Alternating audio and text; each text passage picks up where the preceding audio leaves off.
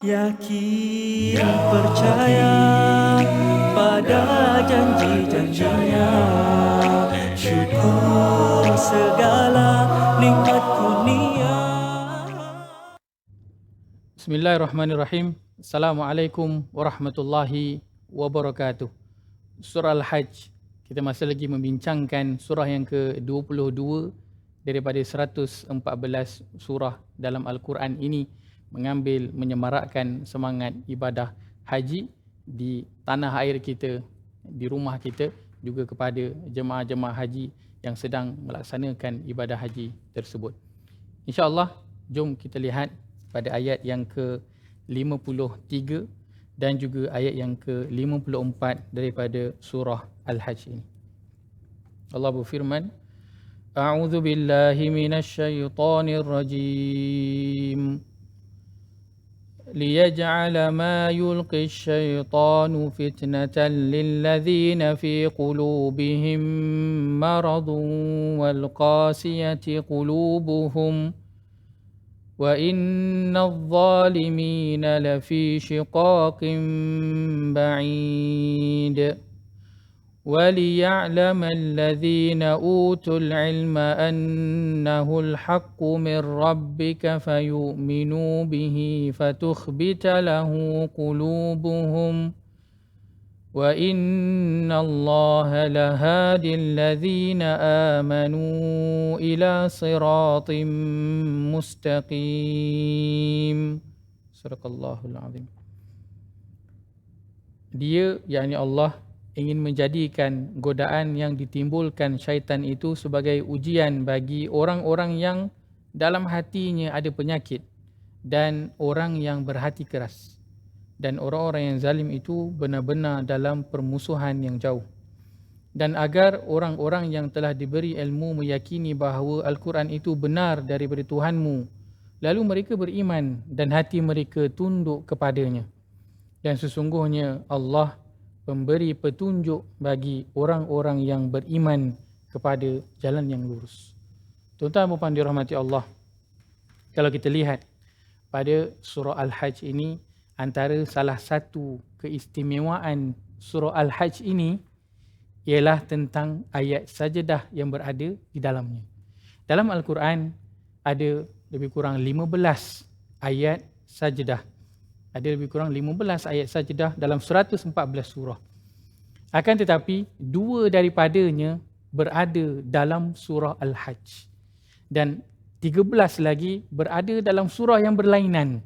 Maka keistimewaan surah Al-Hajj ini ialah di dalamnya dia adalah satu-satunya surah yang mempunyai dua ayat sajadah, tidak seperti surah-surah yang lain.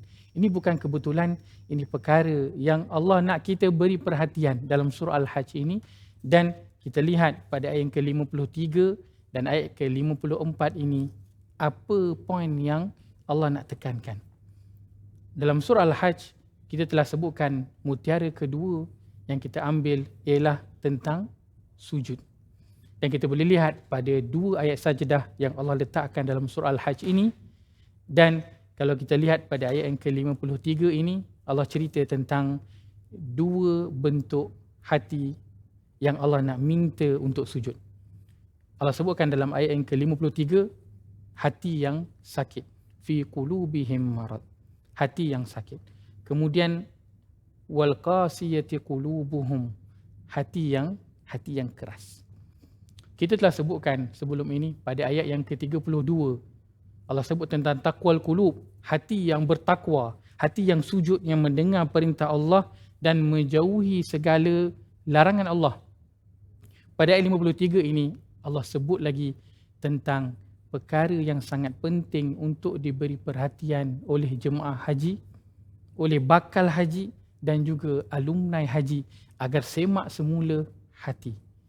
Adakah dia masih lagi sujud kepada Allah Azza wa Jalla ataupun telah mula sakit? Dan hati kalau dibiarkan sakit dengan terlalu lama, apakah kesannya?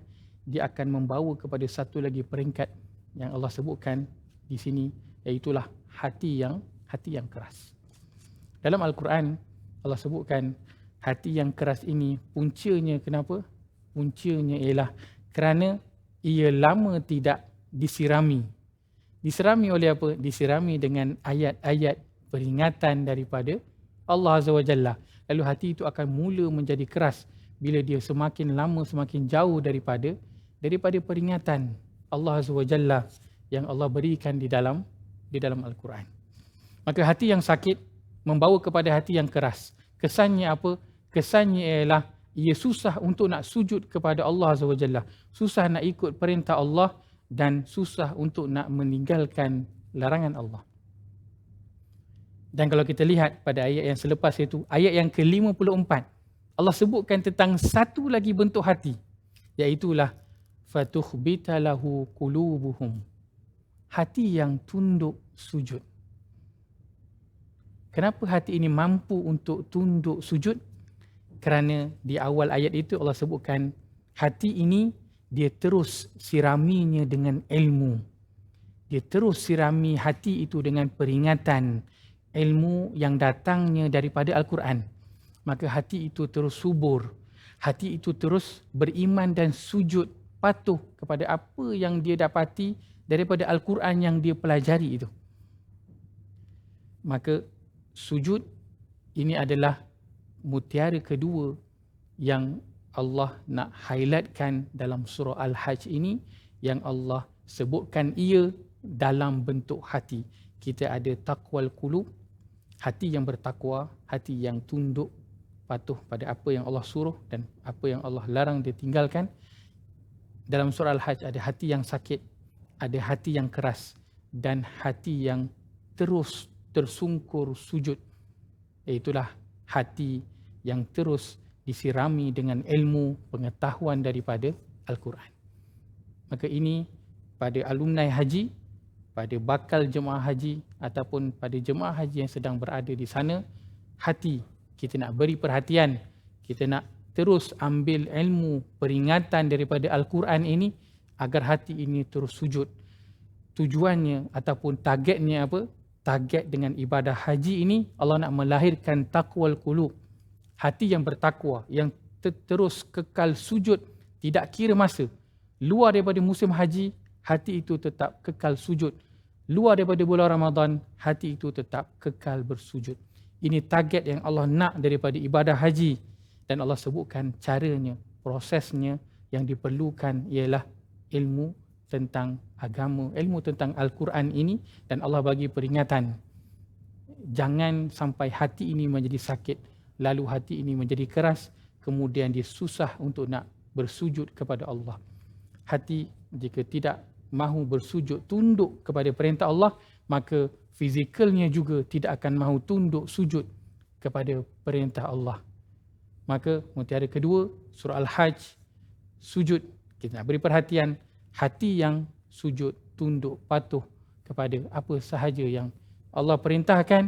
Kita nak bermula di musim haji ini, pada momen-momen Arafah ini, kita nak mulakan Arafah Quran Hour, satu permulaan kita nak mendapatkan hati yang sujud. Wassalamualaikum warahmatullahi wabarakatuh. Yakin percaya pada janji-janjinya, syukur segala